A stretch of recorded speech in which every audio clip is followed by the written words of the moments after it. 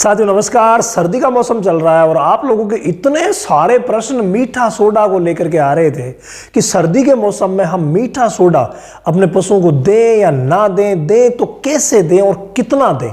तो आज का ये वीडियो देखने के बाद मुझे उम्मीद है कि कोई भी प्रश्न आपके दिमाग में मीठे सोडे से संबंधित नहीं रहेगा। देखिए, मौसम चल रहा है सर्दी का और सर्दी के मौसम में हम जो आहार देते हैं ना, जो भी दाना मिश्रण देते हैं, वो पशुओं के लिए बहुत ही अच्छा रहता है क्योंकि वो अच्छी तरीके से डाइजेस्ट कर लेते हैं। तो डाइजेस्ट जब अच्छी तरीके से कर रहे हैं और उस दाना मिश्रण में आपने अनाज की मात्रा को अच्छा जोड़ा है, यानी अच्छा अनाज, ज्यादा अनाज जब आप दे रहे हैं तभी जरूरत पड़ेगी मीठे सोडे की। क्योंकि जब ज्यादा अनाज देते हैं तो रूमन की जो पीएच है वो कम हो जाती है और उसी पीएच को रेगुलेट करने के लिए हमें रूमन बफर की जरूरत पड़ती है। और सबसे अच्छा जो रूमन बफर है वो है सोडा बाइकार्ब, यानी कि मीठा सोडा। इसीलिए सर्दी के मौसम में अच्छा दूध प्राप्त करने के लिए, दूध में अच्छा फैट प्राप्त करने के लिए और पशु के पाचन तंत्र को सुरक्षित और अच्छा मजबूत रखने के लिए मीठा सोडा आपको देना ही पड़ेगा। ये बहुत ज्यादा महती आवश्यकता है मीठे सोडे की। इसीलिए चाहे सर्दी का मौसम आ गया है, आप मीठा सोडा देना बंद नहीं कर सकते। जब तक आप अनाज दे रहे हैं तब तक आप मीठा सोडा अपने पशु को जरूर देंगे। अब बात यहां पर यह आती है कि भाई दें कितना, यह समस्या जरूर हमारे दिमाग में रहती है कि हम दें कितना। तो नंबर 1 पॉइंट इससे रिलेटेड आप लिखिए। पहला पॉइंट आप लिखिए, नंबर 1। पहला पॉइंट यह है कि आपको मीठा सोडा सप्ताह में 2 बार अनिवार्य रूप से देना है। यह बात बहुत ज्यादा जरूरी है, यानी सप्ताह में 2 से 3 बार यह काम आप जरूर करें कि सप्ताह में 2 बार दे दें या 3 बार दे दें। अब आपको देना कितना है, देखिए ज्यादा देने की आवश्यकता नहीं है। यह रूमन बफर है, अगर आपने ज्यादा दिया तो यह पीएच बढ़ा भी सकता है, ठीक है। इसलिए ज्यादा नहीं देना है आपको। मात्र 50 ग्राम आपको देना है।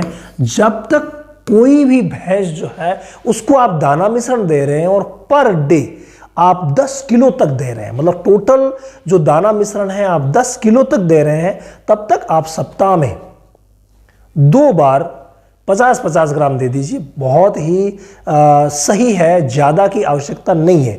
इसके अलावा अगर आपको लगता है कि वास्तव में हम ज़्यादा दे रहे हैं अनाज और पीएच डाउन होती जा रही है, तो आप इस मात्रा को 100 ग्राम कर सकते हैं, बस, इससे ज़्यादा नहीं। तो 50 ग्राम मात्रा आपको देनी है और देना कितनी है, सप्ताह में 2 से 3 बार आप दे दीजिए, बस पर्याप्त है। अब इसे देते कैसे, कई कहते हैं कि साहब दाना मिश्रण के साथ भिगो दे, कई कहते हैं कि दलिया बना रहे हैं उसमें दे दें, कई कहते हैं कुछ। तो सीधी सी बात है, आपको इसे पहले नहीं मिलाना है। पहले मिलाने से दाना मिश्रण खराब हो सकता है।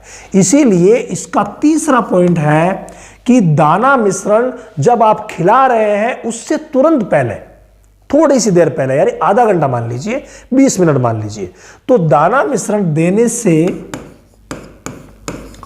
दाना मिश्रण खिलाने से पहले ही आपको मिलाना है, ठीक है। खिलाने से पहले दाना मिश्रण आप खिलाना शुरू कर रहे हैं, उससे जस्ट पहले आप इसे मिला दीजिए, बस। इससे ज्यादा पहले 2 घंटे 4 घंटे पहले मिलाने की आवश्यकता नहीं है। आप जस्ट पहले मिला दीजिए, कोई प्रॉब्लम नहीं रहेगी। तो मात्रा का जो आपका डाउट था वो यहां समाप्त हो गया।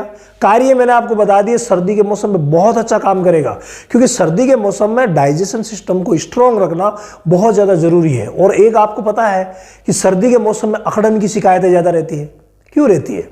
वो इसी वजह से रहती है कि हम मीठा सोडा देते नहीं है। अगर आप मीठा सोडा दोगे तो वो अकड़न, जो सर्दी वाली अकड़न है, जो अनाज खिलाया और उसकी वजह से एसिडोसिस रहता है, एसिडिटी रहती है, तो वहाँ रूमन बफर की जरूरत पड़ती है। तो उसके लिए बहुत अच्छा रहेगा ये। तो आप दाना मिश्रण में मिलाइए, 50 ग्राम आप दीजिए, ठीक है। सप्ताह में 2 या 3 बार दीजिए, बस यही काम करना है। सर्दी के मौसम में बंद नहीं करना है। कई भाई कह रहे थे सर्दी का मौसम आ गया सर, अब हम मीठा सोडा बंद कर दें। नहीं करना है। इन बातों का पूरा ध्यान रखते हुए मीठे सोडे को देते रहिए।